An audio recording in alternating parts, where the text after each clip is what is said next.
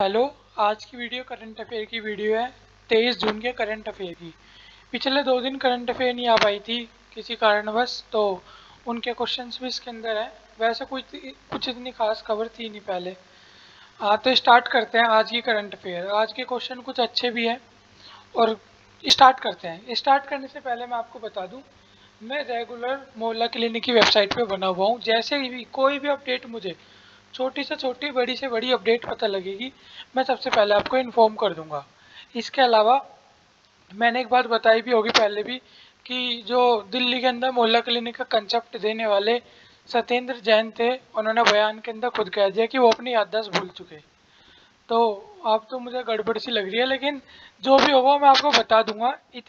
जो वैकेंसीज होती है, अगर एक बार इन्होंने नोटिफिकेशन निकाल दिया, आपसे वो ले ली, एप्लीकेशन फीस भी ले ली, पेपर भी हो गया, तो इन्हें देना तो पड़ेगा आगे का कुछ ना कुछ।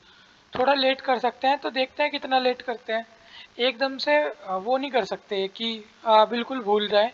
लेकिन हमने देखिए पीछे बहुत सारी ऐसी वैकेंसीज थी, एप्लीकेशन निकल गया, फॉर्म निकल गया, सब कुछ हो गया, कई कई साल रह गए। तो कर देते हैं ये। अब बस मैं इसमें ज़्यादा नहीं बोलना चाहूँगा, नहीं तो कोई बेचारा डीमोटिवेट हो जाएगा। इसका रिजल्ट आ जाएगा, लेकिन थोड़ा समय लगेगा। हम देख ही रहे हैं, इतना समय हो गया और थोड़ा बहुत समय लगेगा। तो आप साथ साथ अपनी और तैयारी करते चले। जैसे अभी लेखपाल का फॉर्म निकल रहा है, एमटीएस के पेपर होने वाले हैं। इसके अलावा एसएससी के अंदर बहुत सारी पोस्ट के भी फॉर्म निकले थे। एसएससी फेज 10 के अंदर, हरियाणा के अंदर भी फॉर्म निकले हुए हैं। कोई भी नई वैकेंसीज आती है उसके भी मैं आपको टाइम टू टाइम बताता रहता हूँ क्या फॉर्म निकल रहे हैं। इसके अलावा आप क्या नाम डीएसएसबी फार्मासिस्ट की तैयारी तो कर ही रहे हो, तो डीएसएसबी फार्मासिस्ट की तैयारी करते रहो। लेकिन मैं आपको कह दूँ, बिल्कुल अभी फॉर्म नहीं निकलने के, फार्मासिस्ट के भी टाइम लगेगा, लेकिन हाँ इस साल निकल जाएंगे। तो स्टार्ट करते हैं अपनी क्लास। 2 मिनट हम ऐसे ही खा गए। भारत के किस पड़ोसी देश में भूकंप की वजह से 1000 से अधिक लोगों की मौत हो गई? अभी हाल ही में भारत के एक पड़ोसी देश है जहां पर 1000 लोगों की मौत हो गई भूकंप से। कौन सा देश है वो? अफगानिस्तान। एक न्यूज और अफगानिस्तान की, यहाँ पे क्या एक गुरुद्वारा था, उसके अंदर यहाँ के जो आतंकवादी ही बोलूंगा मैं तो उन्हें, यहाँ के जो आतंकवादी लोग थे, उन्होंने उस गुरुद्वारे पर बम फोड़ दिया, जिसमें कुछ सिख लोगों की जान भी चली गई। और वहाँ जो उस वो बोलते हैं, सिखों की जो पवित्र बुक होती है, आ, क्या बोलते हैं उसे, साहिब करके बोलते हैं शायद, गुरु साहिब, गुरुवाणी ऐसी बोलते हैं, बुक का नाम है। सॉरी अगर मैं नहीं ध्यान कर पा रहा, शायद गुरु ग्रंथ साहिब ऐसे बोलते हैं उसे। क्या है यहाँ से, उसे मतलब वहां से हटा के दूसरी जगह पे, सेफ जगह पे ले जाया गया था, जिसके अंदर 2-4 लोगों की मृत्यु भी हो गई थी। तो ये देश कौन सा है? अफगानिस्तान। अगला क्वेश्चन यही है, अफगानिस्तान के अंदर जो जून के अंदर ही अभी जो भूकंप आया है, ये किस तीव्रता का भूकंप आया जिसके अंदर 1000 लोग मर गए? 6.1। भूकंप किसके ऊपर नापा जाता है? तो रिएक्टर स्केल। रिएक्टर स्केल से भूकंप नापा जाता है। अलग अलग वैल्यू होती है, यहाँ से यहाँ तक है, नॉर्मल है, इससे ऊपर है तो ये है। तो ये वैल्यू भी लिख पाएंगे। ये देखो भूकंप की हालत, घर का क्या हाल हुआ। तो 1000 लोग मर चुके इस भूकंप के अंदर। 22 जून को भूकंप आया था और हम 23 जून को हम ये पढ़ रहे हैं। 6.1 तीव्रता का भूकंप आया था। देखो 1000 तो लोग मर गए और 1500 से ज्यादा लोग जख्मी हैं। तो इसका आंकड़ा इजिली मुझे लगता है 2000 प्लस जाएगा मरने वालों का, क्योंकि ये बहुत गंभीर गंभीर रूप से जख्मी है। 15 से ज्यादा लोगों की गंभीर रूप से जख्मी हालत है, तो 2000 प्लस जाएगा इसका आंकड़ा। ठीक है, ये रिएक्टर स्केल देख लेते हैं। इससे पहले भी 2015 में भी भूकंप आया, 200 लोग मरे। 2002 में 1000 लोग मरे। 1998 में 4,500 लोग की मृत्यु हुई थी। तो भूकंप आते हुए आपको पता है, टेक्टोनिक प्लेट होती है, जो प्लेट्स होती है, जब ये आपस में टकराती है, कोलाइड करती है, तो ये क्या है? भूकंप आता है।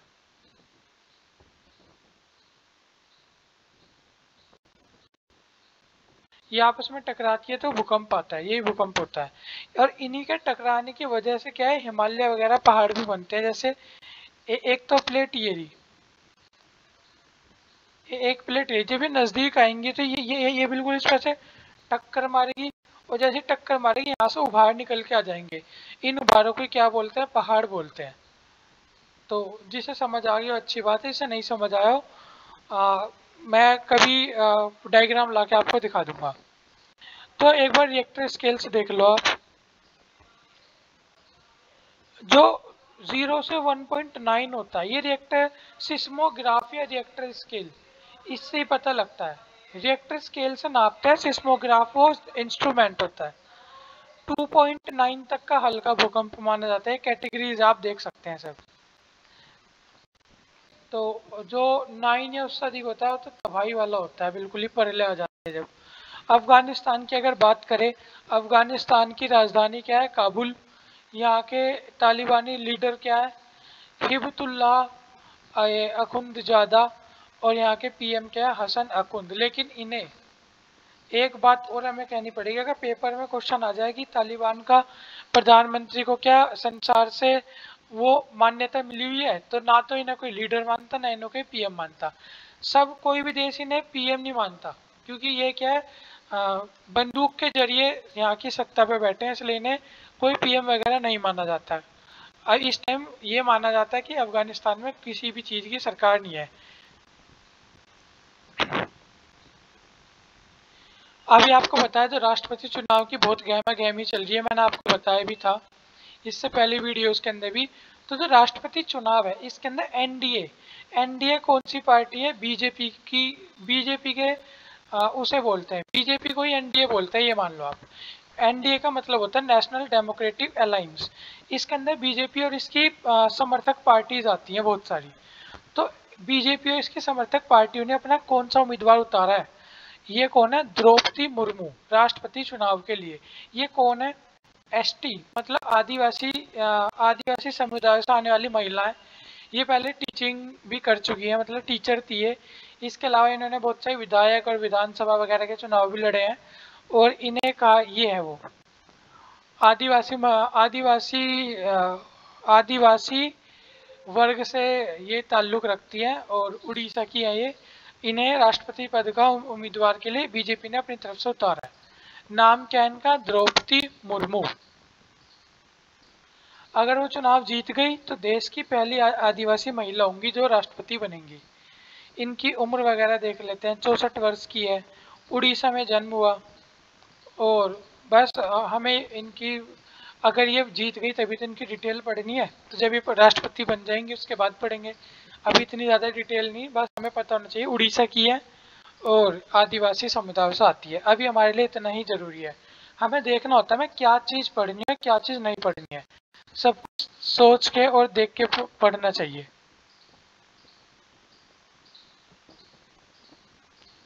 आगे चले।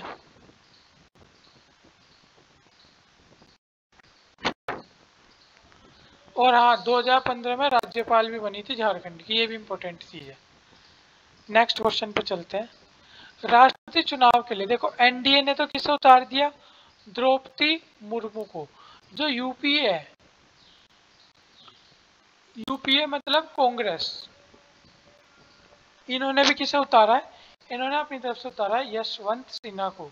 ये पहले बीजेपी में रह चुके हैं, लेकिन अभी बहुत हाल ही में 2021 के अंदर इन्होंने बीजेपी छोड़ दी थी। यशवंत सिन्हा बीजेपी के अंदर बहुत प्रमुख पद भी ले चुके हैं ये पहले।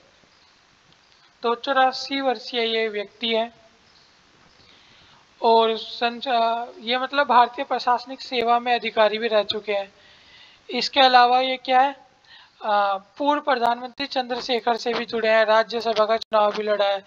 90-91 के दौरान कांग्रेस समर्थित चंद्रशेखर की 4 महीने की सरकार में भी रहे हैं। बाद में भाजपा में आ गए थे, उसके बाद फिर दोबारा कांग्रेस के अंदर ये चले गए। इस समय इनके बेटे हैं वो जयंत सिन्हा, हजारीबाग में भारतीय जनता पार्टी के क्या सांसद है। और देखो यार, अप्रैल मार्च, सॉरी मैंने गलती से कांग्रेस बोल दिया था।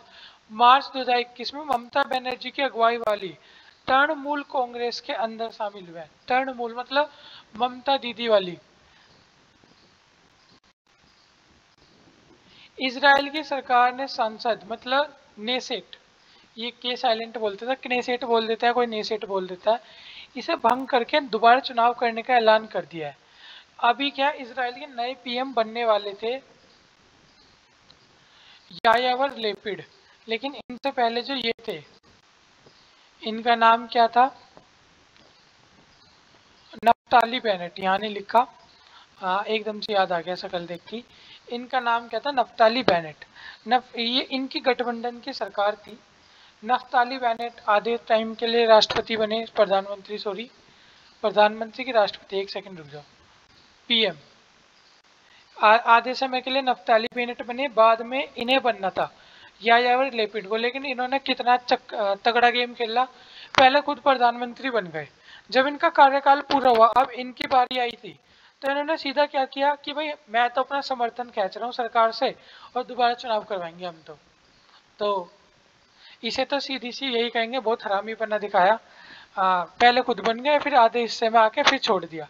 पहली समर्थन ना देते, अगर तुम्हें इन पे विश्वास नहीं था, पहली समर्थन नहीं देते तो तुम्हारी सरकार ही नहीं बनती, लेकिन पहले गठबंधन से सरकार बना ली, खुद पीएम बन गए, उसके बाद बने नहीं।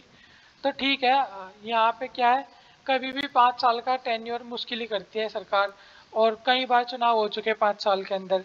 इसके अलावा अगर हम बात करें तो यहाँ पे आज तक भी पूर्ण बहुमत की सरकार कभी बनी नहीं इजराइल के अंदर, फिर भी, लेकिन कहने वाली बात है, फिर भी बहुत ज्यादा डेवलपमेंट है यहाँ। ये बात मैं आपको बता चुका, सारी बात वही है। गुजरात के किस जिले में पीएम नरेंद्र मोदी ने पावागढ़ पहाड़ी पर स्थित ये कलिका माता मंदिर पर 500 साल बाद पताका लहराई, मतलब वहां का झंडा लहराई, इसे बोलते हैं पताका। तो कहा, पंचमहल। बताया जा रहा है कि इस मंदिर पर 500 साल बाद पताका लहराया गया है। पीएम मोदी ने 18 जून 2022 को चपानेर पावागढ़ के दौरान यहाँ पताका लहराई। ये यूनेस्को की विश्व धरोहर का भी हिस्सा है और 500 साल बाद यहाँ पताका लहराई गई। इसके अलावा अगर हम बात करें, 11वीं सदी में मंदिर था, 15वीं सदी में मुस्लिम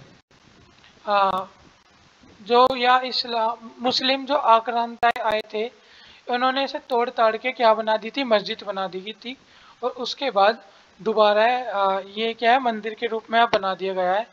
और यहाँ पे एक दरगाह थी, शांतिपूर्ण तरीके से बात करके इस दरगाह वालों से बात करी और मंदिर को वापस बना दिया, और ये दरगाह को शिफ्ट करके कहीं अलग किसी और स्पेस प्रोवाइड कर दिया कि आप अपनी दरगाह यहाँ स्थापित कर दीजिए, और यहाँ पे जो प्राचीन मंदिर है ये यहाँ रहेगा, मतलब ये यहाँ रहेगा, इसकी भी वैल्यू बनी रहेगी, और आपको भी एक यहाँ से ज़्यादा जगह देके, एक प्रॉपर जगह देके, इंफ्रास्ट्रक्चर देके, और कुछ डेवलपमेंट के पैसे दे दिए यहाँ, और ये इस दरगाह को यहाँ शिफ्ट करवा दिया गया। तो एक अच्छा फैसला था, बिना लड़ाई झगड़े के कोर्ट में जाए हुए ईजिली मसला सुलझा लिया गया। तो इस तरह ये मंदिर यहाँ अब बन चुका और अब यहाँ पताका लहराई गई है। तो गुजरात की राजधानी क्या है, गांधीनगर। राज्यपाल क्या है, आचार्य देवराज, और सीएम क्या है, Bhupendra Patel. FIFA world cup 2026 की मेजबान देश कौन से देश है, अमेरिका, कनाडा, मैक्सिको, तीनों ही देश क्या है, मेजबानी करेंगे। इनके कौन कौन से, देखो संयुक्त राज्य के अंदर ये शहर है, हमें नहीं देखने। लॉस एंजलिस इम्पोर्टेंट है, सैन फ्रांसिस्को इम्पोर्टेंट है, जो एक दो न्यूयॉर्क हुआ, ये इम्पोर्टेंट शहर है, ये आप देख लेना। कनाडा के अंदर क्या है, वैंकूवर, टोरंटो। मैक्सिको के अंदर मैक्सिको सिटी, ये इम्पोर्टेंट शहर है। ये मैं मतलब ये नज़र में सब निकालने हैं, याद नहीं करने। 3 देश फीफा की मेजबानी करेंगे। फीफा के अध्यक्ष क्या है, ये गियान्त्री ये इन्फेंटिनो, और मुख्यालय का है स्विट्जरलैंड के अंदर। अंतर्राष्ट्रीय योग दिवस सबको ही पता है, 21 जून। इसकी थीम क्या है, योगा फॉर ह्यूमैनिटी। भारत का एक पड़ोसी देश है मालदीव, वहां पे यहाँ की जो सरकार है, ये भारत समर्थक सरकार है, लेकिन यहाँ का जो विरोधी है वो क्या है, इंडियन आउट कैंपेन भी चला रखा था उन्होंने। तो जब योगा दिवस मनाया जा रहा था तो यहाँ से कुछ लोग आके मालदीव के अंदर इन्होंने तोड़ फोड़ भी करी योगा दिवस पे कि योगा मत बनाओ, ये वो है शैन बोलते हैं इसे। शैन का मतलब ये करने लायक चीज नहीं है, ये अपनाना इनके धर्म के हिसाब से बेकार है, ऐसा इन लोगों का कहना था। देखो जो जो योगा कर रहे थे वो भी मुस्लिम कम्युनिटीज के थे, और जो योगा का विरोध कर रहे थे वो भी मुस्लिम कम्युनिटीज के थे। तो सिर्फ सोच का फर्क था, इनकी प्रोग्रेसिव सोच थी और इनकी चाइना समर्थित सोच थी, तो इन्होंने इन्होंने विरोध किया। और ये क्या है, इन्होंने योगा को हेल्थ से रिलेट किया, ना कि किसी धर्म से। तो अच्छी बात है, हम बहुत सारी चीज करते हैं तो हम उसे हेल्थ से रिलेट करके तो करते हैं, धर्म से थोड़ी ना करते हैं हम हर चीज को। तो ये इनकी गलत सोच थी, और पकड़ भी लिया है, पीट पाट के कर देंगे इन्हें ठीक, जो बच रहा होगा एक आध। मालदीव की बात थी, भारत में ऐसा कुछ नहीं हुआ। पीएम मोदी ने 8वें अंतर्राष्ट्रीय योग दिवस के दौरान किस जगह योगासन किया? तो मैसूर के, Mysore place ground Karnataka, easily Karnataka के अंदर किया, यहाँ पे ये रे। अंतर्राष्ट्रीय योग दिवस की थीम हमने पढ़ लिया। इस साल देश भर में 75,000 स्थानों पर योग दिवस का कार्यक्रम हुआ, और अलग अलग जगह लोगों ने अलग अलग जगह योग किया। एक पुस्तक है भारतीय संविधान अनकही कहानी, इसका विमोचन नरेंद्र मोदी ने किया वर्चुअली। लेकिन ये किसके द्वारा मतलब बुक लिखी गई है, लेखक कौन है इसके? तो राम बहादुर राय, इनके द्वारा ये बुक लिखी गई थी। और दिल्ली के अंदर अंबेडकर इंटरनेशनल सेंटर में 18 जून को इसका क्या है, उद्घाटन हुआ। प्रधानमंत्री ने वर्चुअली इसका उद्घाटन किया, और राम बहादुर राय इसके लेखक हैं। आज की वीडियो में इतनी। कोई भी सजेशन हो आप प्लीज़ मुझे कमेंट करके बता सकते हैं, मैं पूरी कोशिश करूंगा अपने अंदर सुधार करने की। और आज की वीडियो में इतना ही, कोई भी नई अपडेट आएगी मैं आपको टाइम टू टाइम बताते रहूँगा। तो आज की वीडियो में इतना ही, थैंक यू सो मच। और एक दूसरा चैनल भी है अध्ययन संसार, उसके ऊपर भी काम की चीज़ आती रहती है। लेखपाल वगैरह की कोई तैयारी कर रहा हो, जर्नल कॉम्पिटिशन की कर रहा हो, तो देख सकता है, काम की वीडियोज़ हैं।